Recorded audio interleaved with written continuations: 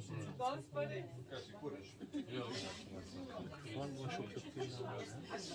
pravi, zdaj pa je točno 6. Dober večer, evo smo nazaj, ura je čas, z nami je Ervin Lotrič, ki nam bo ta večer, prosim, če lahko malček se stišamo, ker smo začeli, če poveš naprej. In sicer prva točka prevare velikega arhitekta je, kako sebe eliminirati oziroma skriti, da ne obstaja. Skriva se v mitih, legendah, bajkah in tako naprej, kot nam je znano v raznih božičkih, kurentih, Santa Clausih, Dedkih Mrazih in tako naprej. Hudič želi v ilegalo z vsako nadlogo, pa želi pripisati seveda Bogu. Ne sliši se? Ja, se sliši. V drugi točki gre za manipulacijo človeštva, gre za hipnozo, gre za preprečevanje, kot naprimer COVID del sodobne religije. Več o tem nam bo povedal sedaj Ervin in mu predajam besedo. Dragi Ervin, izvoli. Hvala lepa. Prosim. Lep pozdrav v 5. delu. Ta teden, vam moram povedati, je bilo, bom rekel, nor teden. Ja.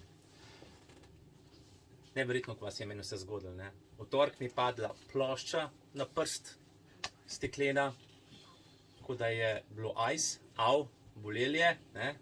Ampak dobro, se je sanirali. Včeraj sem se v orang kresno tukaj na sred, čel, sem v orang buško, no zdaj se tudi tole sanira. Včeraj sem delal tudi na tem modelu, pet modelu, matrice. Očitno nekomu ne paše, da predavam to snov. Ok, pred se malo pohecam. Ampak dejansko vse to se je meni to zgodilo, pa gremo kar, da ne zgubljamo cajt, 5. del. 5. del, arhitekt in njegova prevara. Kar naslednji slajd, če prosim odpreš. Ja, v prejšnjem delu smo si ogledali video, kjer prikazuje življenje na Kitajskem. Točno v kitajski četrti Shaoyang. V času nove religije, ki se reče korona. Povsod kontrolne točke, skeniranje QR kode. Brez telefona in polne baterije ne moreš na Kitajskem več funkcionirati. Oni rečejo tej QR kodi zdravstvena QR koda in služi kot elektronska propustnica, elektronski potni list, ki te 24 ur noč in dan spremlja, kjerkoli se pač giblješ. QR kode se ne da prelisičiti, vsak dan te skenirajo. Bodi si taksi, vsakodnevni nakupi, trgovine, skratka povsod na javnem mestu. Mesta na Kitajskem se ločijo na zeleno in rdeče področje. Če si zelen, je vse ok in nisi v nevarnosti. Drugače povedano, imaš takoj sankcije oziroma izolacija, ker živijo v točkovno-kreditnem sistemu in izgubljaš bonuse in s tem si nakopljajo samo lahko nove nevšečnosti. Po domače povedano, si otežuješ življenje. Vse to me spominja na 2. svetovno vojno in preganjanje Židov. Priporočam vam, da si ogledate film Schindlerjev seznam, če si ga niste. A greš kar vzemo slajd naprej. Ja. To je njihova nova normalnost. QR koda kot viza v normalnem življenju. Obstaja rdeče in zeleno. Zelene cone med barikadami, kjer lahko svobodno dihaš, se giblješ in seveda pod pogojem, da nosiš masko. QR koda določa radius gibanja, skeniranje obraza, prepoznavanje obraza. V post-covid svetu je postala že prava igra, ki na Kitajskem oziroma Kitajcem popestri oziroma začini življenje. Kitajska četrt Sam Nim Tum je ena od najpopularnejših četrti za pekinško mlado elito je zelo obiskovana in predvsem mlajša populacija, ki se tam sprehaja. Luksuzni butiki so odprti, tako kot tudi restauracije. Povsod se skenira. Beležijo tudi več kot 100.000 skenov na dan. V post-covid svetu ljudi postopoma zamenjujejo roboti. Otrokom je to zabavno in smešno. Nekateri ljudje so prepričani, da je bolj varno, da jih streže robot, ki ni okužen z virusom, ko jim dostavi pijačo k mizi. V eni izmed restauracij je prikazano, da imajo kuhinjo v prvem nadstropju, po naročilu pride embalaža iz drugega nadstropja.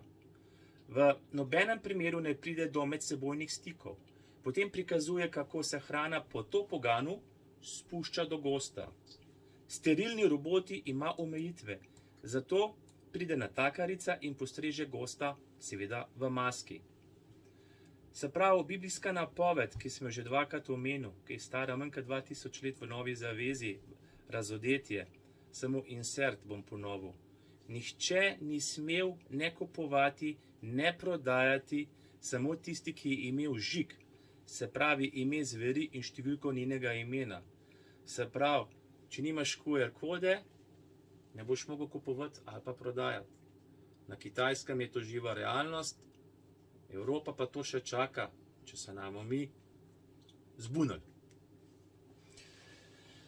Računalniki in robotizacija zamenjuje nas človeka. Elita nam hoče povedati, mi vas ne potrebujemo. Mi vas bomo zamenjali. Mi smo novo sodobni bogovi. Mi vam bomo diktirali, koliko časa boste živeli. Ukinili vam bomo denar, uvedli osnovni temeljni dohodek, kreditni točkovni sistem. Ne boste se, to se pravi, na vsake 3 mesece se boste pikali in jemali naše koktejle. Če jih ne boste jemali, vas bomo blokirali, vaš finančni račun in boste pač izločeni, izključeni iz našega novega socialnega sistema.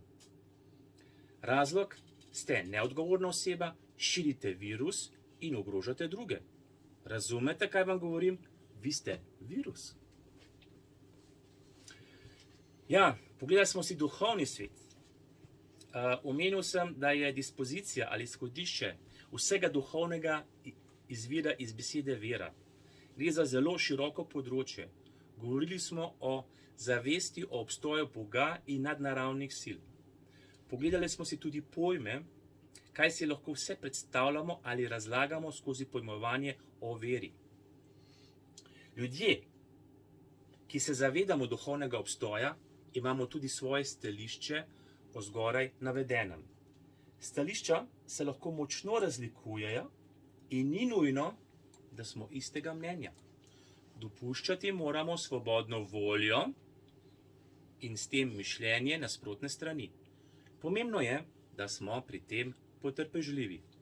Vedno pravim, da me prepričaj, da se jaz motim, oziroma daj mi tehten razlog, argument, da ti verjamem.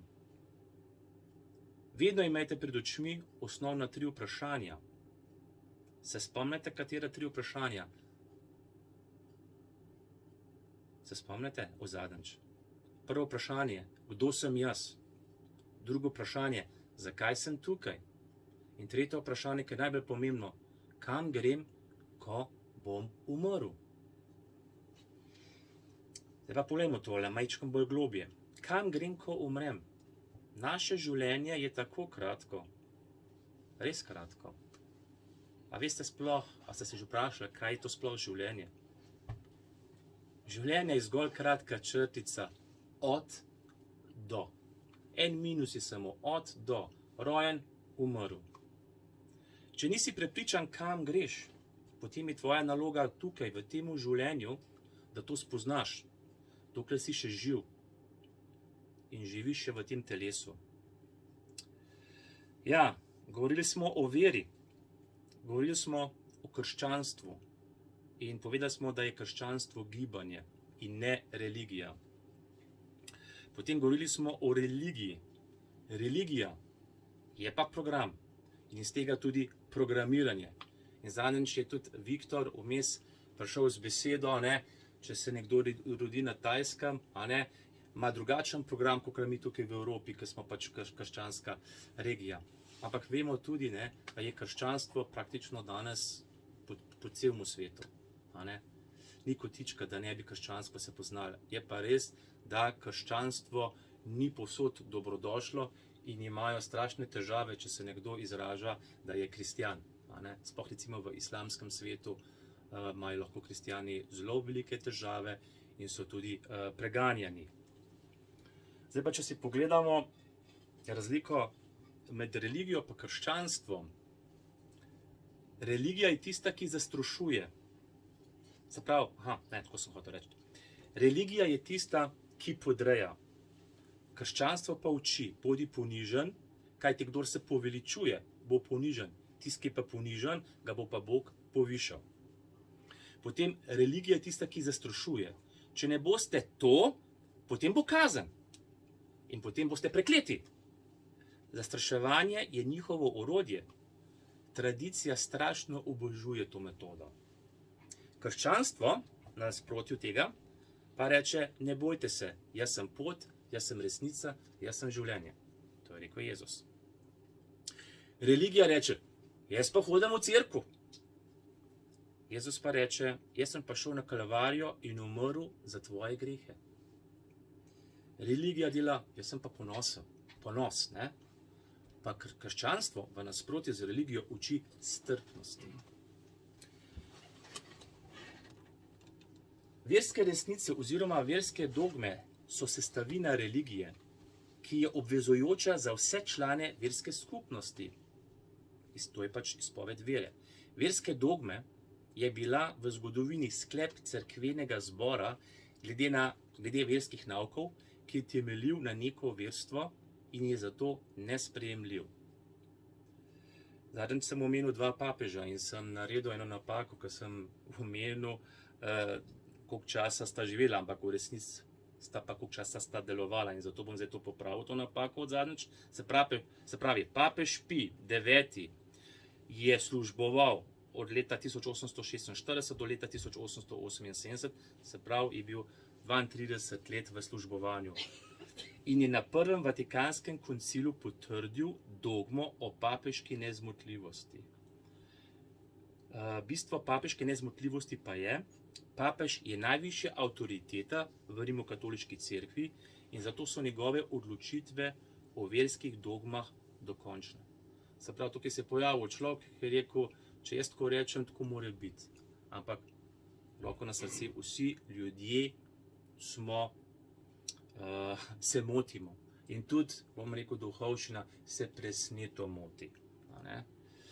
Papež Pij je služboval med letom 1939 in 1958, se pravi, bil je 19 let v službi.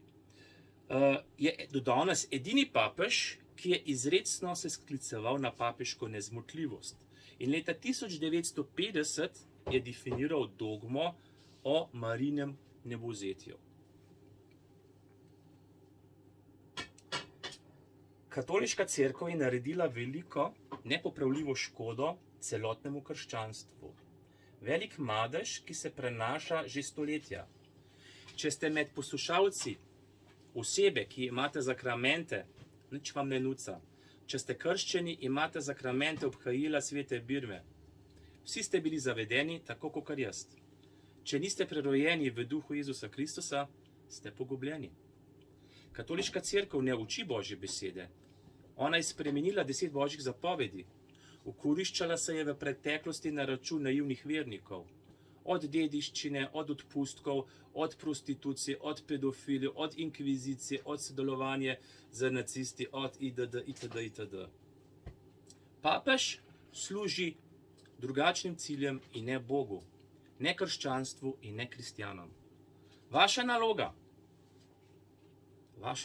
pa je, da preverite moje trditve, da spoznate tudi sami prevaro, tako kot jaz, ali pa mi ugovarjate mojim trditvam, če se jaz motim. Jaz ne obsojam, sem pa kritičen. Jaz kot grešni človek mi je dovoljeno, da razkrivam in pa da odpuščam. Kajti sodi lahko samo Bog.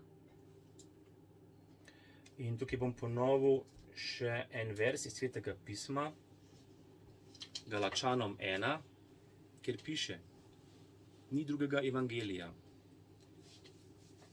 Citiram: čudim se, da se od tistega, ki vas je poklical po Kristusovi milosti, se tako hitro obračate k nekem drugemu evangeliju, ki pa ni drug evangelij, pač pa so nekateri, ki vas begajo in hočejo Kristusov evangelij postaviti na glavo.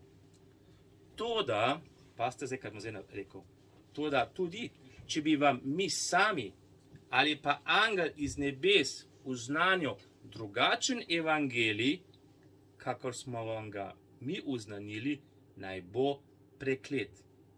In potem še enkrat ponovi, kakor smo prej rekli, tako pravim ponovno, če vam kdo uznanja evangelij, ki je drugačen od tistega, ki ste ga prejeli, naj bo preklet. Se pravi, Bog je sam rekel, če boste drugače delovali, kot sem vam jaz rekel, sem vas preklel. Z vam nočem nič imeti skupnega. Ja, govoril sem o hudiču. Pogledali smo, kako ga opisuje Biblija. Vprašajte samega sebe, ali vi verjamete v njegov obstoj. Vsak se ne zase vpraša, ali vi verjamete, ali hudič obstaja. A je to 100%, a je to 99%, ali mogoče dvomite, ali niste mogoče prepričani. Povem vam, da je realen. Še kako realen. 75% ljudi ne verjame v obstoj hudiča. Ne vedo, kaj z njim sploh početi. Ampak svet se poglablja v veliko krizo. Ta svet, v katerem mi živimo, tone v pogubo. Ljudje bi rekli, če Bog obstaja, tega hudega ne bi dopuščal. Ponavljam, Bog nam je dal vsem nam svobodno voljo. Dal nam je Biblijo. Mi kritiziramo Biblijo, če bi jo pa brali, pa bi videli, da Biblija kritizira nas grešnega človeka. Nekateri me ne razumete, da Biblija govori nam. Mi pa se povezujemo z molitvijo z Bogom. Verjemite mi, rajši bi govoril o Bogu, to bom tudi govoril en izmed naslednjih predavanj, ampak najprej vam moram razložiti, kako funkcionira zlo in kdo stoji za tem.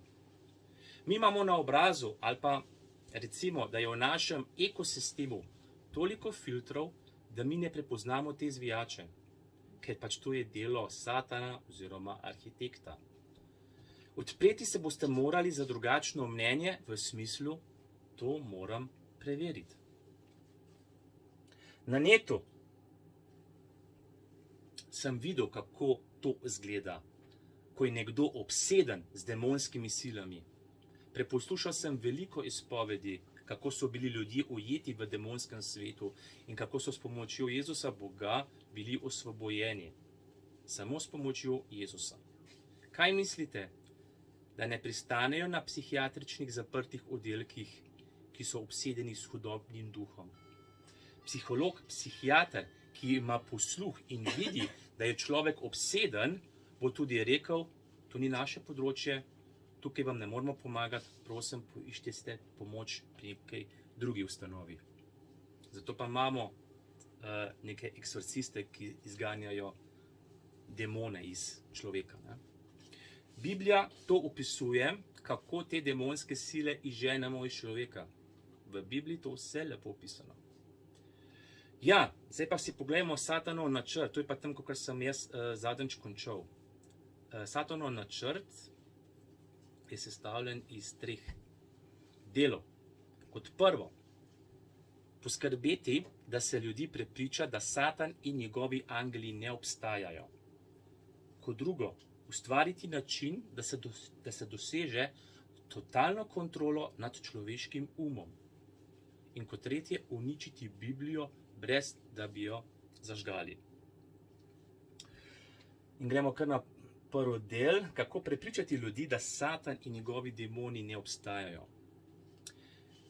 Gledano iz biblične perspektive, sem tudi že zadnjič nekaj o tem povedal, in nekaj moramo imeti pred očmi. Pred očmi moramo imeti to, da gre za padlega angela ali pa padle angele.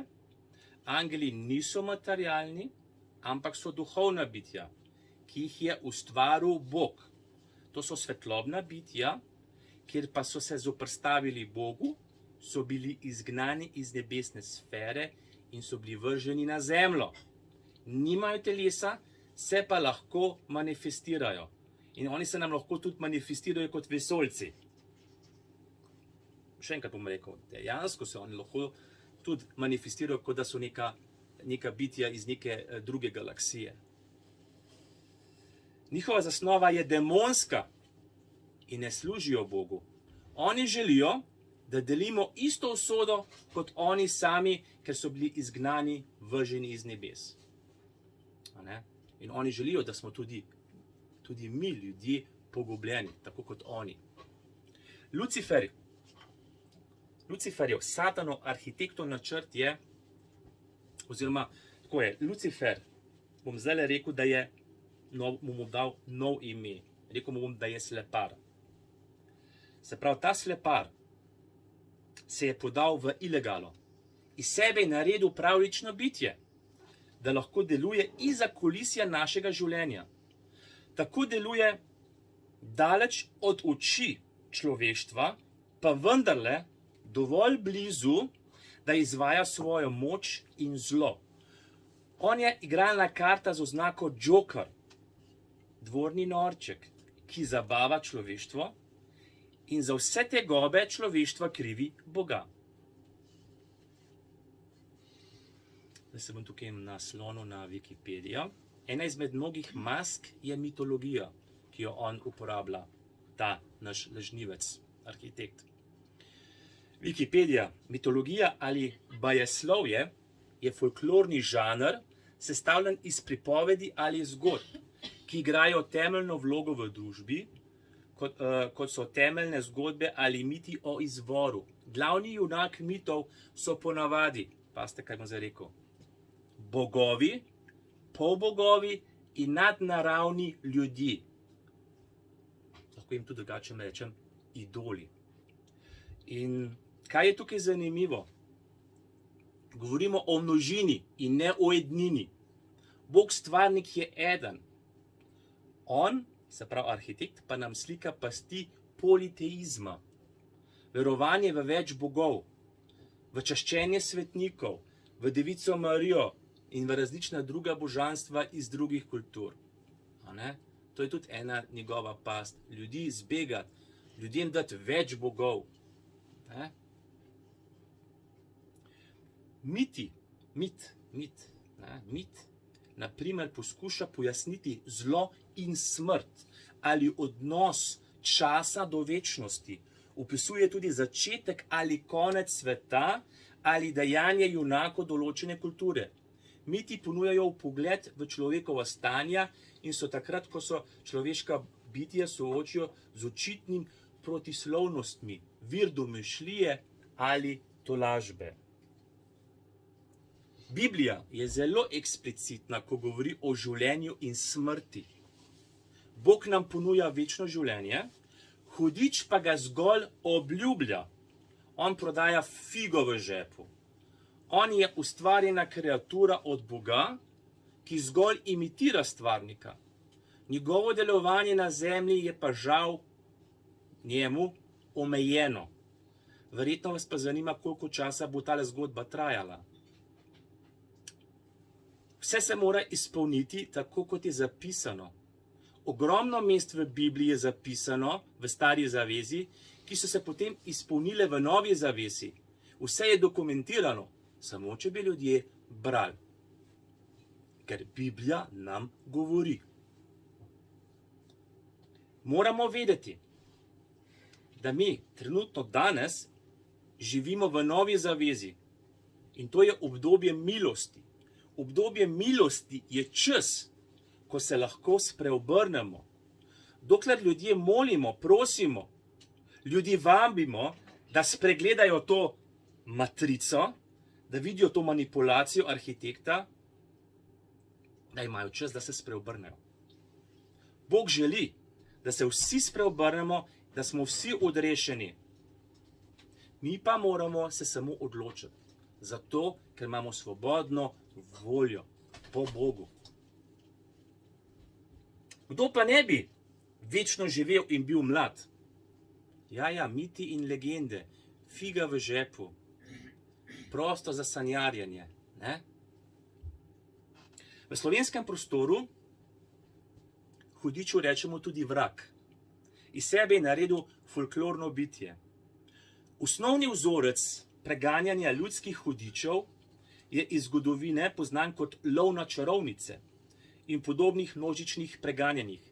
Zgodovina pretežno katoliških in protestantskih evropskih držav ponuja zglede preganjanja privržencev rivalskih zahodnokrščanskih verskih skupnosti.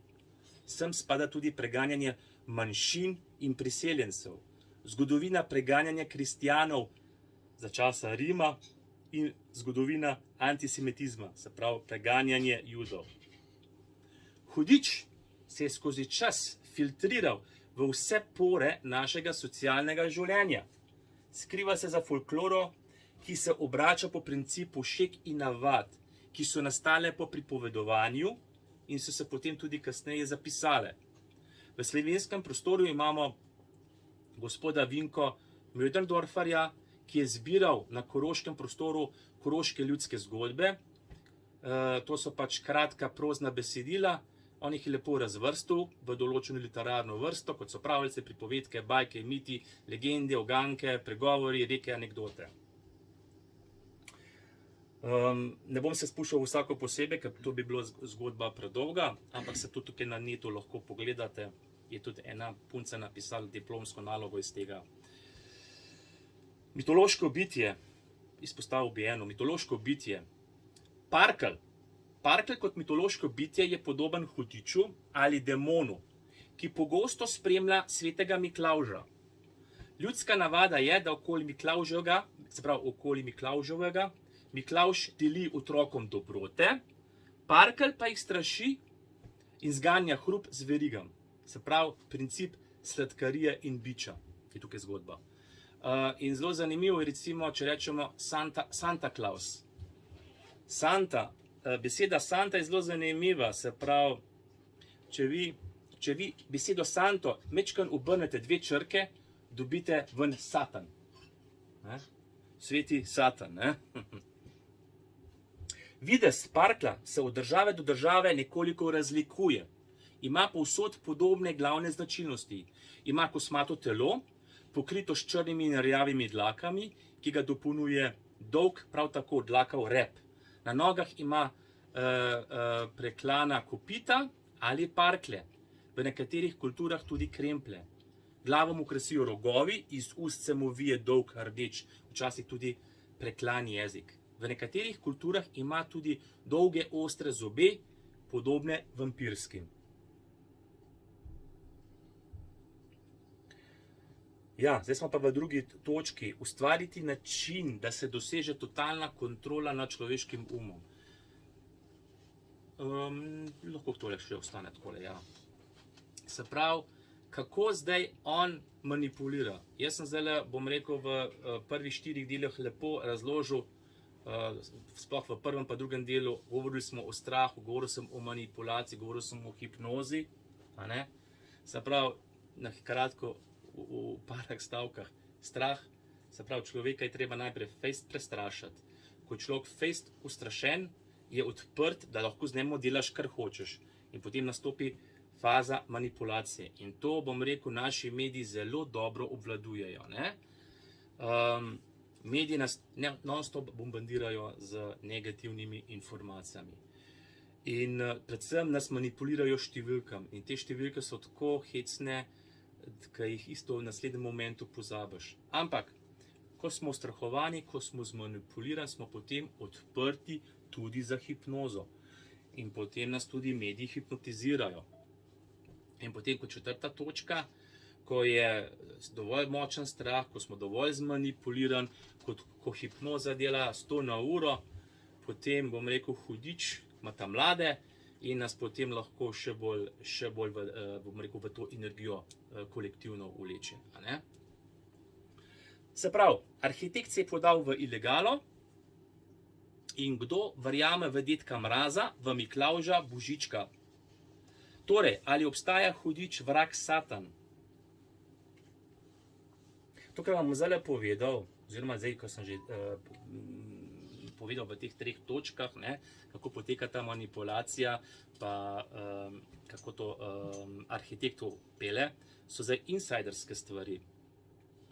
Pa gremo, kako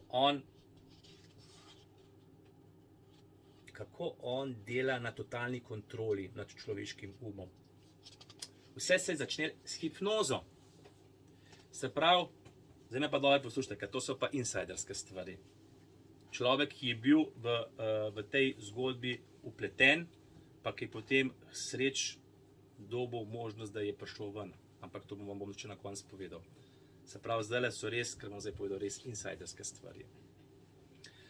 S hipnozo prinesti sfere okultnega in da se prikaže kot znanost, ki koristi človeku.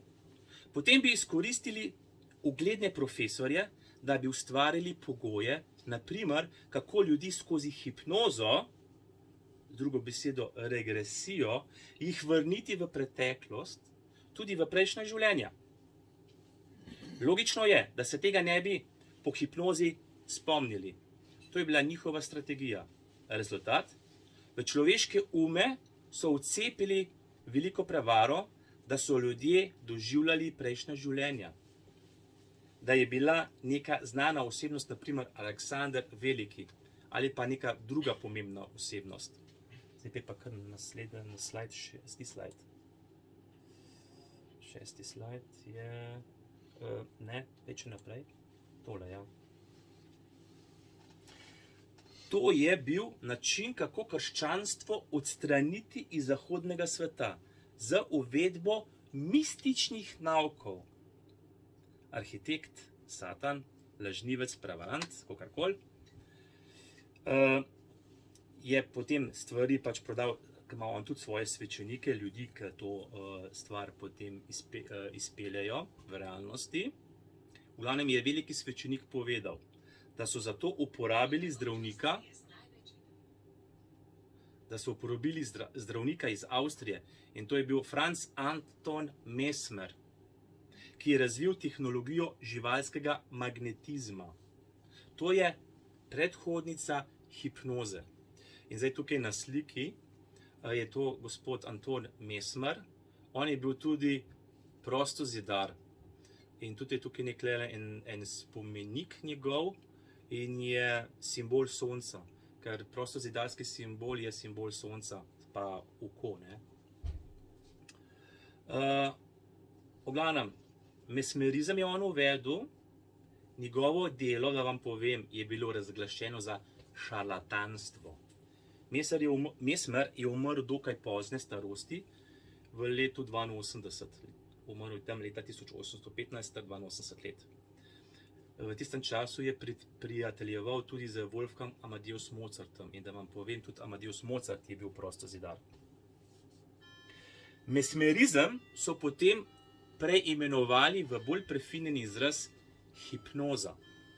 Charles Darwin in Thomas Henry Huxley sta bila izkoriščena iz strani demonov, bila sta hipnotizirana iz strani zdravnikov.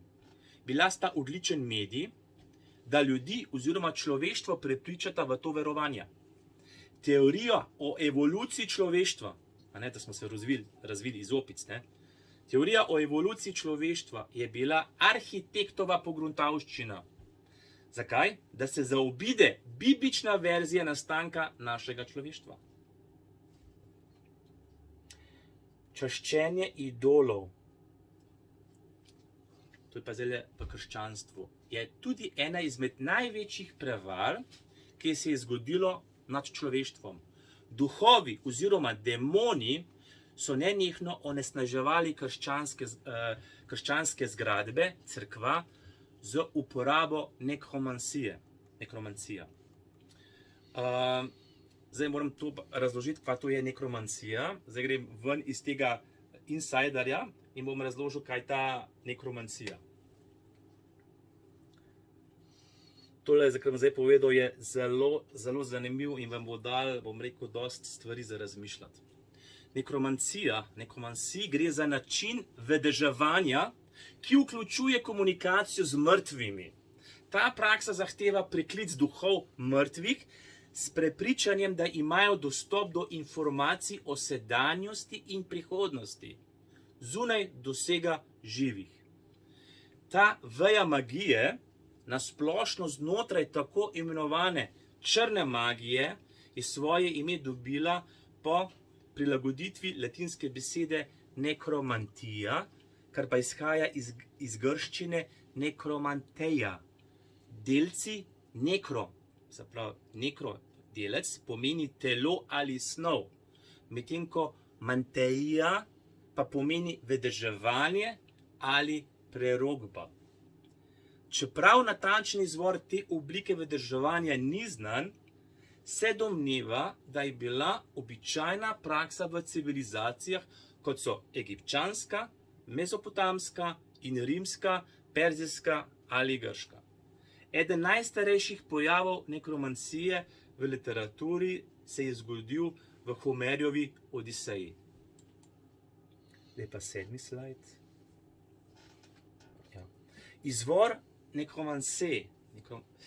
Čeprav ni zagotovo znano, kdaj se je začela izvajati nekromancija, je verjetno, da se je ta vrsta magije razvila iz primitivnega šamanizma, v katerem se prikličijo duhovi prednikov.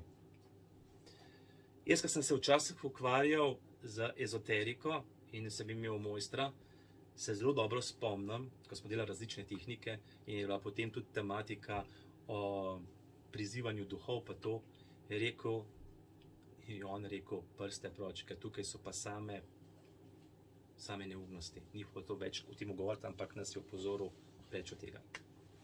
Bil pa je šaman, ta moj mojster. Toliko samo vmes. Ja. Po mnenju grškega zgodovinarja Strabona je bila nekromancija glavna oblika vedeževanja med ljudmi Perzije. Prav tako naj bi ga Kaldejci iz Babilona pogosto uporabljali. V Mezopotamiji so bili nekromantični rituali zelo zapleteni in so lahko izvali samo nekakšni duhovniki, imenovani manzazu, ki so specializirani za priklic teh inteligenc. Po drugi strani, nekateri avtori trdijo, da je bil izvor nekromancije povezan s postopkom balzamiranja mumij. Te tehnike vedeževanja so izvajali tudi drugod po svetu. Na primer, v nordijski mitologiji je oče bogov Odin poklical mrtve, da bi napovedal prihodnost. Poglejmo Grčijo in Rim. V klasični Grčiji, tako kot v Rimu, so verjeli, da so jame vulkanske regije ali bližina rek najboljša mesta za komunikacijo z mrtvimi. To prepričanje je temeljilo na dejstvu, da sta bili točki blizu Hada. Stari Rimljani so izvali različne nekromancije, imenovano aruspicina. V tem so hruščci prerokovali prihodnost s preučevanjem notranjih organov živali, žrtvovanih v čast bogov. V glavnem, ti bogovi, ki so jih častili, to so demoni. Ti demoni oziroma ti duhovi strašno obožujejo, če so oboževani iz strani, bom rekel, človeštva. Ne? In ljudje, ki niso včasih imeli znanja, so hitro podlegali takšnim neumnostmi, bom rekel. Ne? Dokaz razširjenosti nekromantike v Rimu so zapisi, v katerih je zapisano, da so nekateri cesari, kot so Drusko, Karakala in Nero, izvajali, da bi si pomagali pri določenih političnih odločitvah. Poglejmo si nekromancija v Svetem pismu. Najpomembnejša knjiga v krščanstvu, Biblija, omenja to prakso, da bi jo označili za žalitev in gnusobo do Boga. Prepoved njegove uporabe je bila popolna do te mere, da bi jo lahko kaznovali s smrtjo. Zato pa tudi so določena mesta v Bibliji, ko govori tudi, kaj bo treba kakšnega pospraviti, in ljudje potem rečejo, ja, se Biblija tudi govori, pač opisuje, bom rekel, neke nemoralne stvari, ampak ljudje ne vejo, da so to veljali za točno določenem področju in samo v določenem obdobju, ker se je pač, bom rekel, ta poganstvo začelo zelo širiti in je pač Bog mogel tudi v določenih predelih in času tudi ukrepati. Omembe nekromancije v Bibliji se začne že v 5. Mojzesovi knjigi, ki svari pred kanaansko prakso ugibanja prihodnosti z uporabo mrtvih. Kljub močni obsodbi te vrste črne magije je v Bibliji opisan ritual, ki ga je kralj Savel izvedel, ko so Filistejci napadli Izrael. Kaj je naredil? Savel je Boga vprašal za nasvet, kako ravnati, vendar ni dobil odgovora. Obupan je odkorakal do Endorja, da bi poiskal čarovnico, ki bi mu omogočala komunikacijo z dušo preroka Samuela. Ritual je bil uspešno izveden in Samuelov duh, demon se je oglasil, se je pokazal pred Savlom. Vendar ni prejel nobenega nasveta, saj mu je duh sporočil le, da ga bodo kaznovali in ubili, ker ni poslušal Boga. Nekromancija v srednjem veku, tukaj postaje zanimivo. V visokem srednjem veku so mnogi mislili, da brez Božje pomoči ustajenja ni mogoče. To je pomenilo, da ko se nekromanti poklicali duhove pokojnika, so se v resnici pojavili demoni, ki so si nadeli videz tiste osebe, ki so jo klicali. Katoliška cerkev je to vrsto prakse imenovala demonska magija in jo je tudi obsodila. Kljub tej obsodbi so bili številni nekromanti pripadniki duhovščine, skoraj vedno so izhajali iz bolj izobraženih in kulturnih sektorjev. Večina je poznala temeljne elemente egzorcizma in imela dostop do del o astrologiji, demonologiji tistega časa. Zaradi vsega tega so nekateri duhovniki poskušali krščanske obrede kombinirati z nekromantičnimi rituali. To pa sploh ne gre z Biblijo skupaj, mnogo. Nasplošno so tisti, ki so skušali izvesti te obrede, skušali manipulirati z oporokami, spoznati prihodnost in oživiti mrtve. Se pravi, ljudje, ki so se ukvarjali s tem tehnikam, so demone sprašvali, kaj narediti, kako bodo dedovali, kako bodo prišli do premoženja. Ampak nekaj treba vedeti. Demoni ne poznajo prihodnosti, poznajo samo preteklost in lahko samo predvidevajo, ne vejo pa, kakšna je prihodnost. To je dobro vedeti.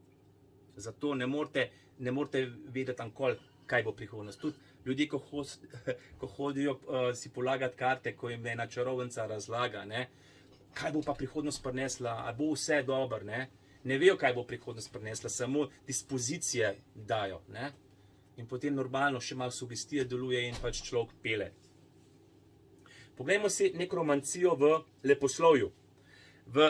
V fantastiki, znanstvena fantastika, zlasti sodobni, so nekromanti upodabljeni kot vrsta čarovnika. V nekaterih primerih so bili s takimi sposobnosti obdarjeni celo vampirji. Ti izmišljeni čarovniki so preučevali prepovedane veščine, da bi premagali smrt. To so zelo nevarni posamezniki z velikim znanjem črne magije. To jim omogoča, da komunicirajo z demoni in celo oživljajo trupla. Nekromancija se pojavlja v sodobnih videoigricah tudi. Ena zelo pomembna oseba, Madame Blavatsky, je ena izmed najpomembnejših referenc o nekromantiji. Ona je tudi napisala en kup enih del v zvezi okultnim. Znani nekromanti. Skozi zgodovino je bilo veliko ljudi, ki so želeli stopiti v stik z mrtvimi, da bi izvedeli o prihodnosti. Nekateri med njimi so bili tudi znani ali pomembni ljudi v svojem času, kot je primer rimskim cesarjem Druzom ali pa Neronom in Karakalo. Drugi slavni nekromanti so bili Apion, on je bil slovničar, ki je poskušal izpostaviti stik s Homerjevo dušo. Ali pa zelo zanimiv, ste slišali za božansko komedijo? Ste slišali? Dante Alighieri, ne? Dante Alighieri napisal božansko komedijo, ne? In on se je hotel, oziroma se je povezoval s temi silami, zato da je izvedel, kako je pekel sestavljen, zato da bi ga potem lahko na nek način opisal v svojem delu, znamenitem delu. John Dee je eden najbolj priznanih nekromancev v zgodovini. Rojen je bil leta 1527 in je postal svetovalec kraljice Elizabete I. Kljub temu, da je Dee znan matematik, astronom, navigator, je velik del svojega življenja posvetil študiju alkemije, vedeževanja in hermetične filozofije. Na ta način je Britanec skušal združiti dva očitno nasprotna svetova, znanstveni in magični. Danes na nek način to, bom rekel, sodobna znanost hoče tudi delati. John Dee je bil avtor enega najbolj znanih nekromantičnih ritualov v zgodovini. Dogodek je potekal v atriju cerkve Valton-le-Dale v Lancashireu. Edward Kelly. Kelly je bil sodobni potujoči spremljevalec John Deeja. Angleški alkimist in okultni raziskovalec, ki je nekaj slave zaslovel kot medij. Kellyju so očitali, da je šarlatan, ki je izkoristil Deeja, čeprav so drugi viri trdili, da je britanskemu matematiku pomagal spoznati čarovniške skrivnosti. Zdaj so tukaj tudi, če gledate preko Zooma, so tudi reference, ki jaz sem tole pobiral. Če koga to zanima, si lahko to tudi pogleda. Zdaj pa jaz nadaljujem o temole insiderju. Kako bi to potem šlo naprej? Ta prevara, pa ta manipulacija, kako prevarati ljudi. Velika prevara je samo v eni stvari. Lažno učenje, da ima človek nesmrtno dušo, ki živi po smrti. To je v praksi idolopoklonstvo, se pravi poklon idolom. Čaščenje idolov je nekromancija ali pa komunikacija z umrlimi. In pazite zdaj tole, kar bom zdaj povedal. Obstaja na 100 milijonov kristijanov, se pravi, koliko je kristijanov, a je 1,3, 1,4 milijarde, koliko nas je, ne? Ki prakticirajo idolopoklonstvo in o tem mislijo, da častijo Boga. Katoliška cerkev časti svetnike, časti Devico Marijo. To pa je v očeh Boga tudi idolopoklonstvo in povzroča Bogu ničelno toleranco. A ne? Se pravi, tukaj so kristijani, predvsem katoliki, bom rekel, zelo zavedeni. Samo pejte v eno katoliško cerkev, ko noter stopite, polno kipov, vidite od Marije, križov, pot, slike, podobe, ni da ni. To je Bogu gnev. Bogu se to obrača. A ne? Ja. Zato, ker posledično verjamajo v brezsmrtnost duše, to ni nujno, da se pogovarjajo z mrtvimi, ampak je problematika v verovanju, da obstaja življenje na oni strani. Stvar je v tem, da je človek popolnoma smrten in da nima nesmrtne duše v smislu, da boš, ko boš umrl, da boš tamle lutal nekje po univerzumu in potem te bo slučajno eden poklical, ko bo šel enemu spiritistu pa rekel, ej, Franci, žuj, ti kako se imaš kaj tam na oni strani. Ne? Ni to. Čeprav ljudje verjamejo. Ne? In ko grejo ljudje na spiritistične seanse, reče, jaz bi pa rad poklical, ne vem, mojega dedka, mojega očeta bi poklical, mojo mamo, mojo ženo bi poklical. Mene zanima mojo ženo, kako je na oni strani. Ne bo se oglasila vaša žena ali kjerkoli druga oseba. Pojavil, oziroma ne bo se pojavil, ampak odzval se bo demon, ki točno pozna preteklost tiste osebe, ki jo vi kličete. Ne? Tukaj je ta prevara.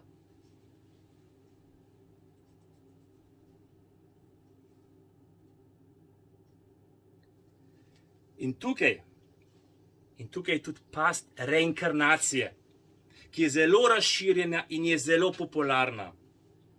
Jaz, cirka 20 let sem gojil vero do reinkarnacije. Samo ponavljam, nateg, prevara, iluzija.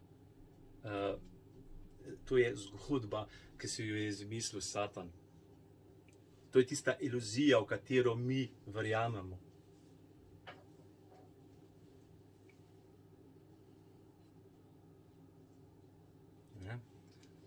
S kom se torej pogovarjajo tisti, ki zaidejo na te spiritistične seanse? In ta insider pravi, s prijateljskimi demonskimi dušami, ki so od nekdaj uživali v oponašanju naših bližnjih in poznanih osebah. Razčlenimo, kaj so prijateljske duše. Obstaja več vrst duhov, oziroma več vrst demonov, se pravi, imate tudi neko strukturo. Ne? Obstajajo 3 kategorije teh demonov, ki se nadenajo masko naših pokojnih. Se pravi, prvi so prijateljski duhovi. Oni so fini, so sofisticirani, oni se ne sekirajo, da so bili vrženi, izgnani iz nebes in vrženi na zemljo. In oni so tisti, ki z vami komunicirajo. Potem druga vrsta so bojevniki. Oni želijo uničiti človeška življenja.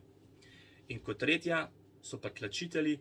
Oni so zares zlomni, so zares hudobni duhovi, ki sovražijo Boga do, kaj ne rečem, do dna duše.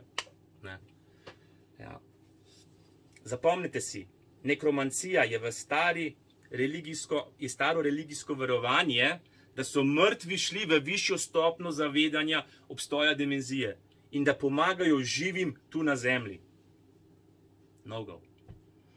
Tukaj pa se stvar postajajo šele zanimive. Svečenik je povedal, da živeči človek ne rabi iskati pomoči od duha umrlega, da se zaplete v nekromancijo. Vse, kar mora oseba storiti, je verovati v življenje po življenju. Se pravi, če gojite to filozofijo v vaši glavi, da obstaja življenje po življenju, ste vi padli v past arhitekta. Ja, uničiti Biblijo, brez da bi jo zažgali, to je pa pač v tretjem delu, kako se arhitekt bori. Nekaj sem že povedal, se pravi Charles Darwin, ne, in njegova teorija evolucije o človeštvu, ki jo še danes predavajo pa učijo v šolah. Danes, bom rekel, tudi znanost je šla naprej in sem tudi preposlušal, bom rekel, strokovnjake, ki so biologi in ki so tudi kristjani, so rekli, ne pije več to vodo. Ampak to evolucijo trajbajo naprej, zato da ugovarjajo tisto, kar je biblično. Kako potem še uničiti Biblijo? Nekaj moramo vedeti. To je pa, bomo rekel, bolj taka politična zadeva. Mi moramo nekaj vedeti. Evropa je krščanska regija. In za Evropo je značilno, da ima razvite visoke norme demokracije. Krščanstvo predstavlja svobodno voljo v besedi, v dejanju in v gibanju. Evropa, predvsem Nemčija, kaj dela v zadnjem času? Ona odpira meje za drugačno kulturo. Islam. Pa mi smo se borili proti Turkom, koliko let, stoletji nazaj, niso mogli Turki priti v Evropo. Kaj pa danes? Merklova je odprla meje in reče, Islam gehört zu Deutschland. Se pravi, Islam pripada Nemčiji. V Nemčiji rasejo mošeje, eno za drugo. Je pa treba nekaj reči, ne? Treba je ločiti muslimane od islama. To je razlika, ker veliko muslimanov je zavedenih, tako kot so kristijani zavedeni. Ne?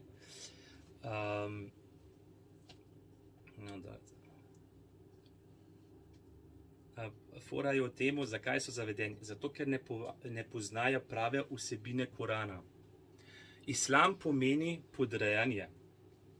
A ne? In zdaj mogoče komu ne bo všeč, če je, bom rekel, simpatizer islama, ampak islam širi laž, strah in vojno. Mohamed, ki je umiril na smrtni postli, je preklel Jude in kristjane in je tudi rekel, preganjajte jih toliko časa, dokler se ne spreobrnejo, če se pa ne spreobrnejo, jih pa pobite. Toliko sem je za danes pripravil. Hvala lepa, ker ste me poslušali. Upam, da je bilo zanimivo. Pa se slišimo, vidimo prihodnjič. Hvala lepa.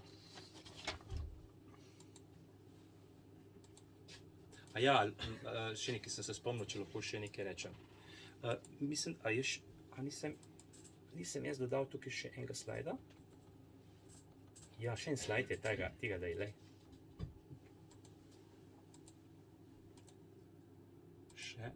Še en slajd.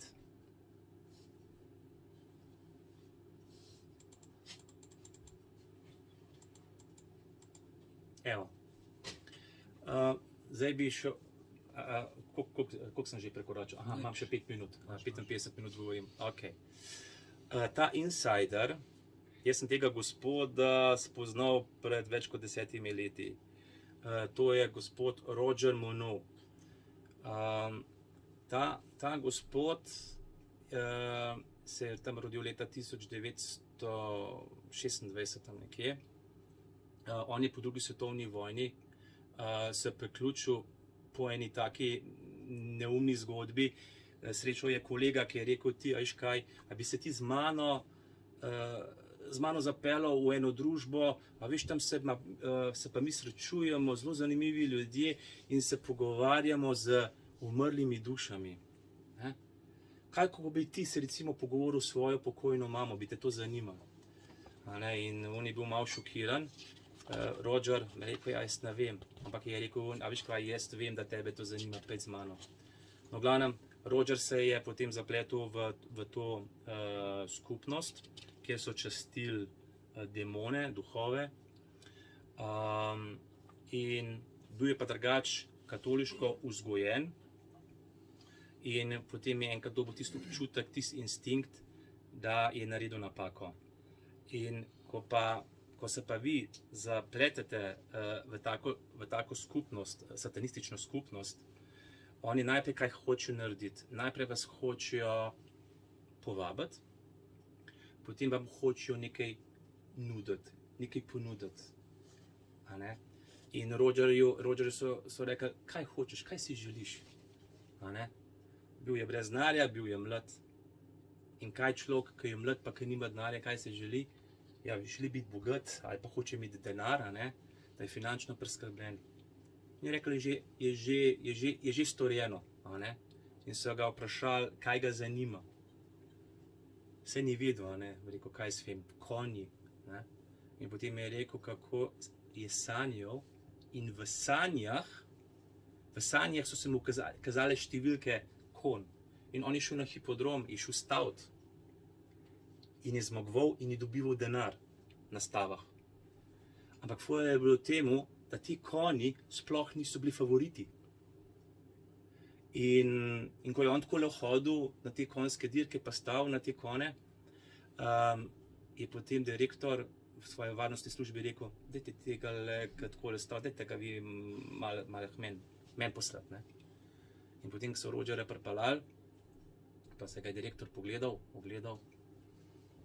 je rekel, a veš kaj, jaz tebe gledam, ti pojma nimaš o konjih. Kako ti tole manipuliraš pa to delaš, da zmagujejo konji, ki sploh niso favoriti? Ne vem, ampak tukaj te nočem več videti. Ker če bo še enkrat prišel, ja, v redu, razumem, cak, in je šel. Zanimivo je bilo to, da je Roger delal v eni tovarni, ker so tkali, in je bil njegov sodelavec, je bil pa adventist. Adventisti so kristjani, značilnost za to krščansko skupnost je pa ta, da častijo soboto kot božji dan, ker Bog je blagoslovil soboto. Ves katoliški svet pa časti nedeljo kot božji dan, ker je Bog je blagoslovil soboto, sabat kot 7. dan. No, in kot adventisti so, bom rekel, zelo pobožni in živijo striktno po božji besedi. No, in potem on je bil ves nervozen in vedel je, da je njegov sodelavec adventist, in ga je vprašal, ti, a bi midva lahko prišla v stik, zanima me Biblija. In je rekel, ja prav, v redu, daj boš pa prišel, rekel, lahko pridem danes. Ja, danes sem že nekaj zmenen. Ne, danes. Kaj pa je tako pomembno? Danes, a lahko danes? Ja, ok, dobro. In potem on ni vedel, kam je Roger zapadel, ni vedel, zakaj se njemu tako mudi. No, in potem je prišel k njima, se pravi k temu gospodu pa k ženi, in so študirali Biblijo. In on je konzumiral informacije, pa skozi kadil, ves je bil živčen, ves napet. In so rekli, zdaj bomo pa pač eno poglavje bomo obdelali 1 uro. Ja, prav, v redu, ni problem. Ura mine, cak, no, za danes smo toliko naredili, prav ne, a bi šli kar naprej. Ja, nam je župnik rekel, da lahko obdelamo samo 1 poglavje. Vse vas nam zatožil, je rekel Roger, a lahko gremo še naprej, ne? Ja, prav, v redu, ne? In so drugo poglavje obdelali, pa spet, a bo zdaj dosti? Ne, gremo naprej, daj greste spat. Ja, ob 11. Ja, no, pa imamo še cajt, dajmo še, a ne? Pa ne moramo tega jutri. Je rekel Roger, ne vem, če bom jutri še živ. Nista vedela, zakaj se gre, povedal pa ni. In potem so se dobili skoraj 1 teden in so predelali celo Biblijo. In potem se je odločil, da izstopi. Oziroma še zanimivo je tako, da je, ko je Roger prišel en večer k njima, je prinesel knjigo in se je zlomil in se je zjokal. Rekel, kva je.